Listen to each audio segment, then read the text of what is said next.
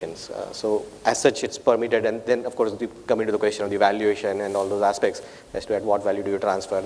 There are tax issues associated with it. So when we talk of the tax pass-through for an AIF, so in a sense, if the trust is already paying tax, if it is not a pass-through in a certain category, but if the investor is making a gain on transfer of units, he may still be liable to pay tax. And in a sense, at some level, there may be a little bit of a double taxation. But other than that, the transferability, I don't think is an issue.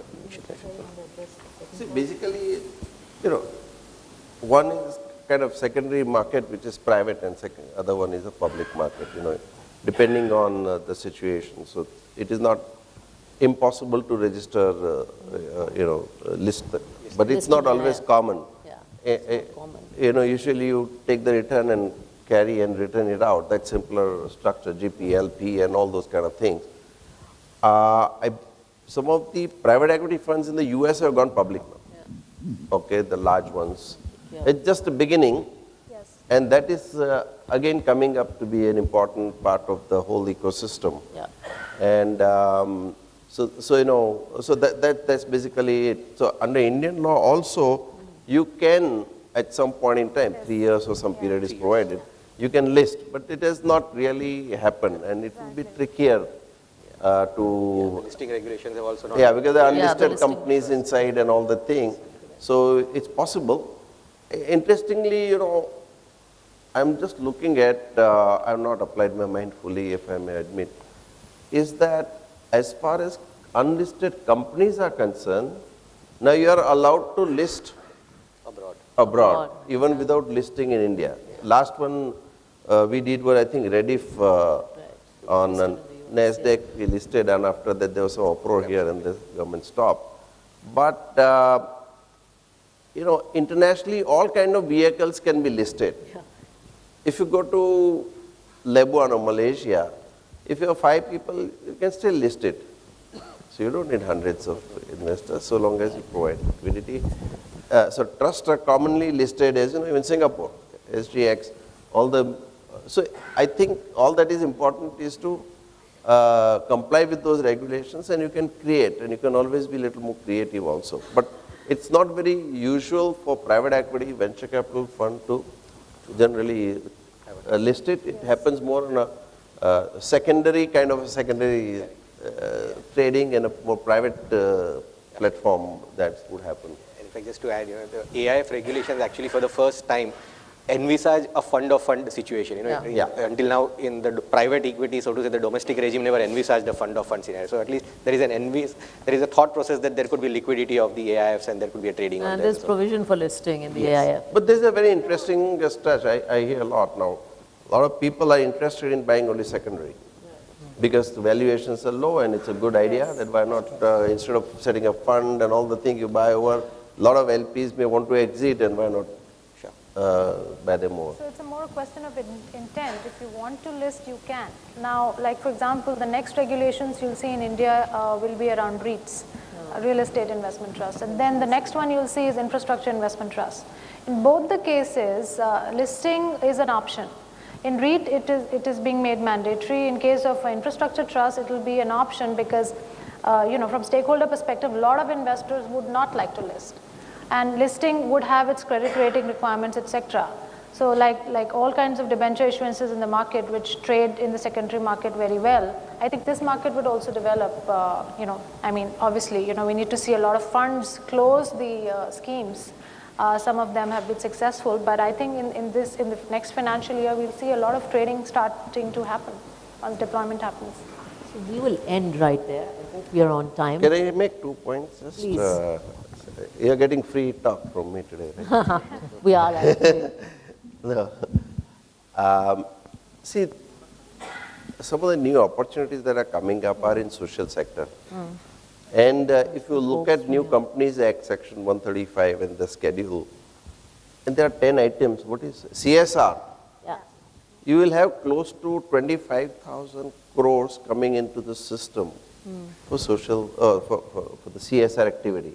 Partly will go in what you call trust and stuff like that. But very interesting item in that schedule is social business projects. In fact, we are working on some of the social impact funds, including with you. But I think that is very interesting segment. The scalability in social business is very high. The difference between a normal business and a social business is as follows. Dr. Mohammad Yunus taught me basically. The normal business, the CEO's performance is determined by the bottom line in terms of how much money you made, how much profit you made. In case of social businesses, the performance of CEO is determined not only with reference to how much profit you made or the made it sustainable, but what impact you have created in the society. How many kids were taught in the school or hospitals and stuff like that is a fundamental difference between, and most of the not-for-profit activities can be converted into, a social business model, so it becomes more sustainable. I can talk a little more on that. So that's one part, but huge pool is going to come, and if we can systematically work around that, maybe this is another area of, segment one can really look at. Only other point I wanted to make, I think I distributed how to design a fund, So have you all received that paper? You guys No? received? Okay, maybe somebody will give you. When you want to design a fund now, you just cannot confine to Indian rules and regulations. Yeah. You have to look at developments which are taking place around the world. For example, AIFMD regulations in the Europe.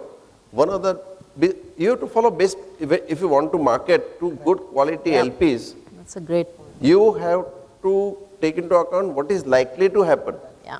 What are the best practices? And as C.K. Prahlad told me, you have to develop next practices. Yeah. So That's you absolutely take best true. practices, go to the next practices. Absolutely. So you take for example, one of the things in AIFMD, the European passport you get if you follow those rules and you can market there, is that you cannot differentiate between different investors.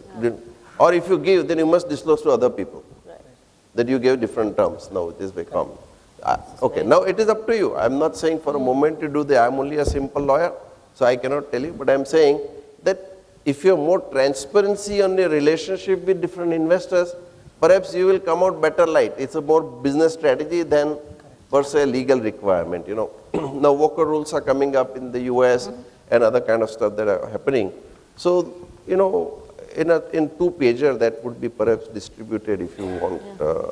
I think I told my colleague Richie and others to give it. So you might want to take a look at it and see that how do you develop a new age or new generation, environment or the practice for the new funds so that you can attract more quality LPs and the investors and you can deal with them in a much better fashion and manage your risk or other things around. I think I thought I'll just give you. No, that's a great point. And actually, I just wanted to end by saying that we will be putting together a guide and sort of a ready reckoner on AIF filing that should be out sometime next week. So everyone here will contribute to that, and a lot of what we said, will be summarized in that. So I hope that's really, really helpful. And thank you all for your time. I think everyone is here to answer questions after that. So I hope it was a productive session.